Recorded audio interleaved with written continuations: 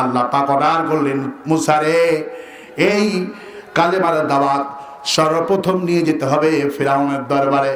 মুসা আর হারুন দুই ভাই কালেমার জিকির করতে করতে ফিরাউনের বাড়ির দিকে রওনা করলেন। আর ফিরাউনের কাছে খবর পৌঁছে গেল, মুসা আর হারুন দুই ভাই কালেমার দাওয়াত নিয়ে আসতেছেন। ফিরাউন গোয়েন্দা বাহিনী যখন ফিরাউনের কাছে এই রিপোর্টটা দিল, ফিরাউন মূল দরজা থেকে ভেতর পার্লামেন্ট পর্যন্ত 90টি দরজা ছিল। ইবনে কাসির বলেন 90টি দরজা পুলিশ দিয়া পাহারা দিয়ে দিল, যাতে করে মুসা আর হারুন দুই ভাই পার্লামেন্টে না আসতে পারে।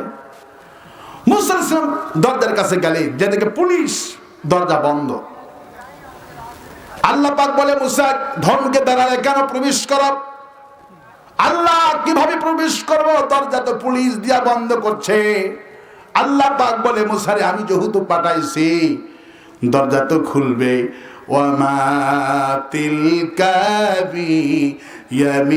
বিয়ামিনিকা ইয়া মুসা,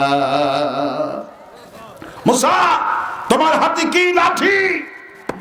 লাঠি দিয়ে বাড়ি মারো। মুসা আলাইহিস সালাম একটা লাঠি দিয়ে বাড়ি মারলেন, এক মূল দরজায়, প্রথম দরজায় বাড়ি মারলেন। আল্লাহ পাক আপন কুদরত দিয়া 90টি বন্ধ দরজা খুলে দিয়ে দিলেন।